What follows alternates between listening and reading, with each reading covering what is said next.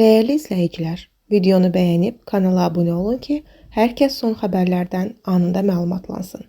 Bakı şəhəri 145 nömrəli tam orta məktəbin müəllimi İlona Dəmirova vəfat edib. Xəbər verilir ki, bu barədə məktəbin Facebook səhifəsində məlumat paylaşılıb.